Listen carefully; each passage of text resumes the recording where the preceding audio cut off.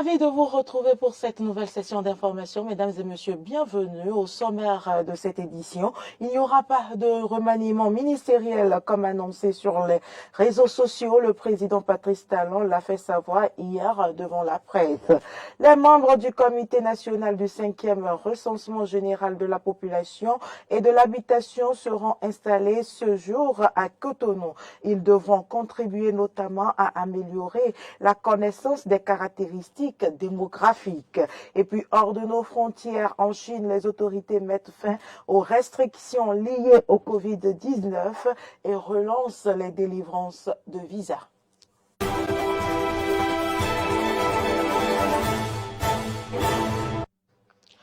Merci pour l'attention. Je l'annonçais dans les titres, le chef de l'État Patrice Talon se prononçant sur la question d'un possible remaniement ministériel lors du point de presse conjoint avec son homologue nigérien a coupé court aux rumeurs qui ont circulé depuis les législatives de janvier 2023. Patrice Talon n'envisage pas remanier son gouvernement. Pour lui, on ne change non pas plus une équipe qui gagne, ces ministres qu'il appelle principaux chevaliers de sa dynamique vont rester en place parce qu'ils donnent satisfaction, tout en les félicitant à l'occasion pour le travail qu'ils font à ses côtés. Le chef de l'État a souligné qu'aucune œuvre humaine n'est parfaite et qu'il n'attend pas de ses ministres ou autres collaborateurs qu'ils soient des dieux sur terre. Je cite, en tout cas, jusqu'à nouvel ordre, un remaniement ministériel n'est pas envisagé. L'équipe en place fait son petit chemin. Personne ne sera remercié ni ajouté. Les membres du comité national et des sous-comité du 5e recensement général de la population et de l'habitation seront installés aujourd'hui à Cotonou. Cette cérémonie marquera également le lancement officiel des activités du RGPH5. Suivez ici le commentaire de Grace Avalibé.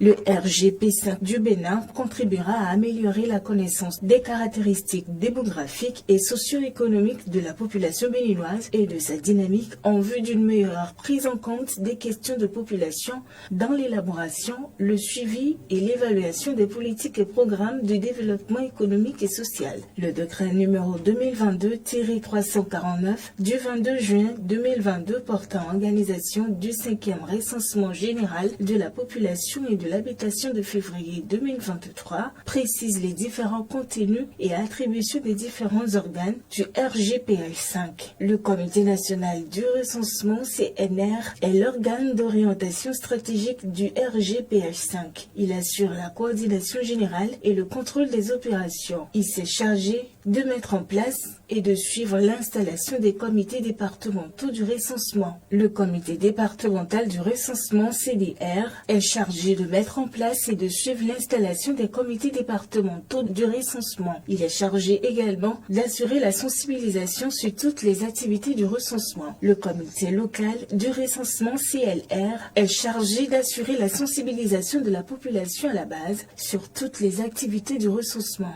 Le Bureau central du recensement BCR est une structure opérationnelle spécialisée créée au sein de l'Institut national de la statistique et de la démographie INSTAD. Il a pour objet la préparation, la mise en œuvre, la coordination, le suivi et l'évaluation de toutes les activités du 5e recensement général de la population et de l'habitation RGPH5 du Bénin. Il détermine, élabore la méthodologie de l'opération et assure le traitement des données ainsi que l'analyse et la publication des résultats. Et puis le président nigérien Mohamed Bazoum était hier à Cotonou, invité par son homologue Patrice Talon pour une visite d'amitié et de travail. Cette visite est l'occasion pour les deux personnalités des pays du Bénin et du Niger de renforcer leurs liens de coopération. Clémence Tonoucoin a suivi quelques étapes de la première journée de cette visite. Voici son compte rendu.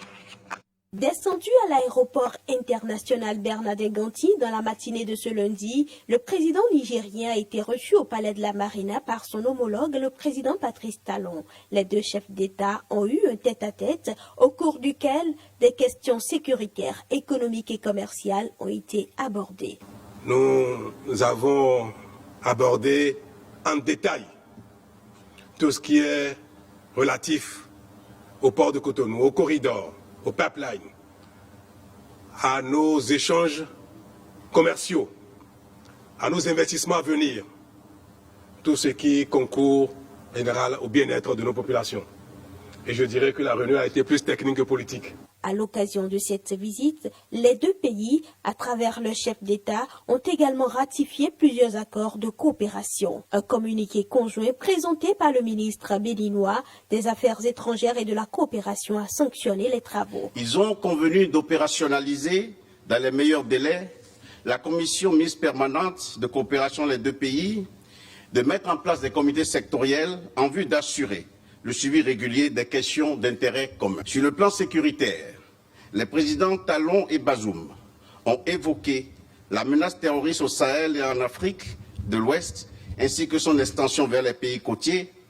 Le président Talon a salué le leadership du président Mohamed Bazoum et la résilience du peuple nigérien face à la menace terroriste. Les deux chefs d'État se sont félicités de la signature de l'accord de coopération militaire entre le Bénin et le Niger et ont convenu de renforcer la coopération en matière de sécurité et de défense à travers notamment les opérations militaires conjointes. Les deux chefs d'État ont également convenu de la signature de l'accord concentrant la mise en œuvre de l'arrêt du 12 juillet 2005 de la Cour internationale de justice relatif à l'affaire du différend frontalier Bénin-Niger. Le dit accord a d'ailleurs été signé tout à l'heure. Le président nigérien était dans l'après-midi de ce lundi au port autonome de Cotonou. Au cours de son séjour, Mohamed Bazoum visitera la construction du pipeline des sports Bénin-Niger et la zone économique spéciale de Golodjibé dans la commune d'Abomey-Calavi.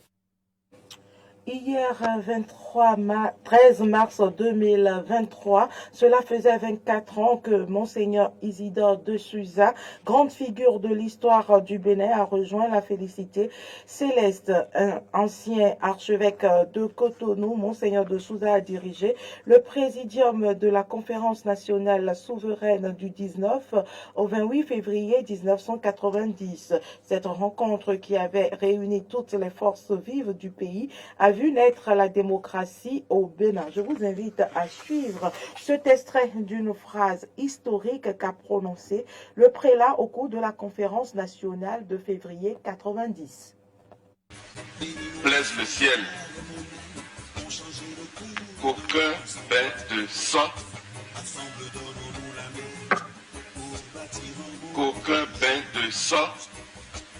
ne nous éclabousse et ne nous emporte dans ses flots.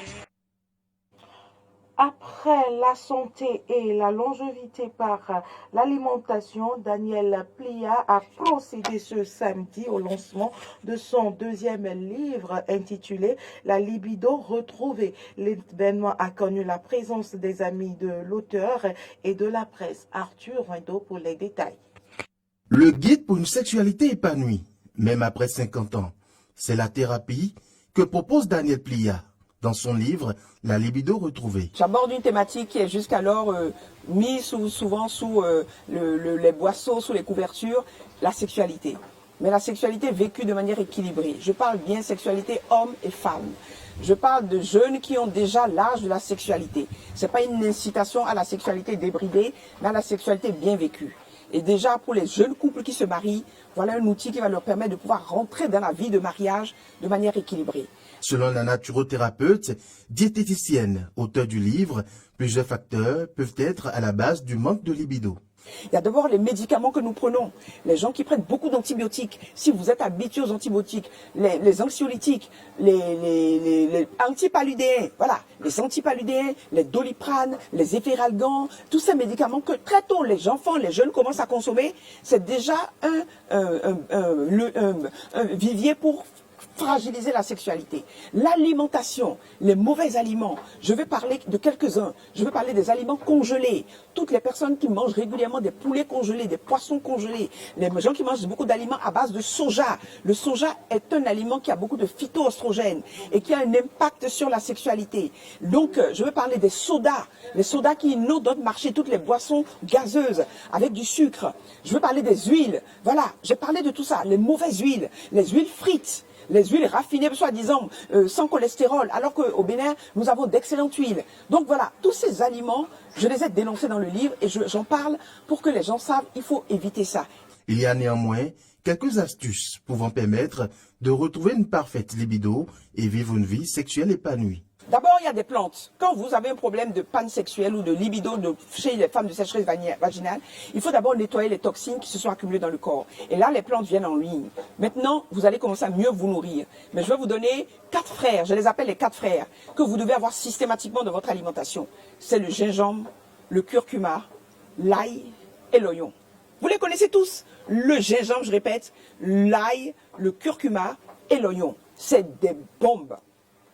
Un homme qui en mange régulièrement cru, je dis bien cru, plus c'est cru et plus le corps en profite. La libido retrouvée, le guide qu'il faut donc avoir. C'est ça qu'il nous faut aujourd'hui.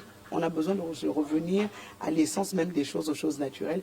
Et je pense que Mme Plia a assez de bagages et d'expérience en la matière en partant sur l'héritage de son père, que son père lui a légué en connaissance, pour pouvoir parler donc de ces choses et puis son métier en tant que naturopathe.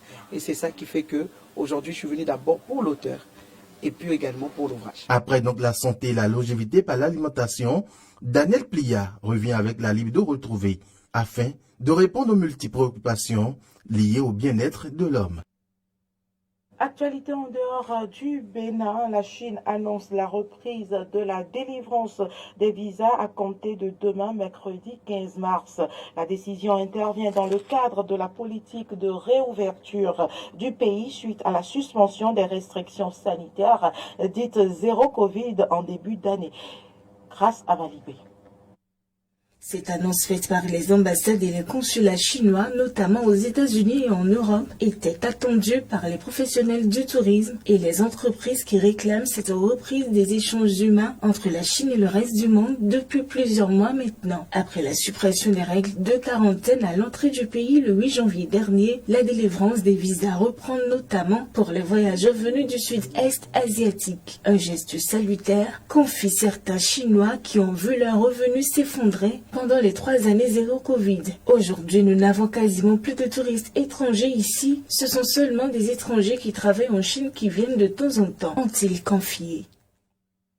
Et puis la Corée du Nord a tiré ce matin 2 missiles balistiques de courte portée, a annoncé Séoul au lendemain du coup d'envoi des plus importantes manœuvres conjointes avec les États-Unis depuis 5 ans. Les détails. Nos militaires ont détecté 2 missiles balistiques de courte portée tirés en direction de la mer de l'Est depuis la zone de Jangyeon dans la province de Hwanghae du Sud entre 7h41, 22h41 GMT et 7h51, a déclaré l'état-major interarmé dans un communiqué en référence à l'étendue également connue sous le nom de mer du Japon. Nos forces armées ont renforcé leur surveillance et leur vigilance en prévision d'autres lancements tout en se tenant prêtes à intervenir dans le cadre d'une coopération étroite entre la Corée du Sud et les États-Unis, a-t-il ajouté. Ce sera tout pour cette édition. Merci pour l'attention. Les informations se poursuivent sur nos différentes plateformes Facebook, Twitter, YouTube et sur notre application Eden TV Diaspora FM, téléchargeable sur Play Store et sur App Store.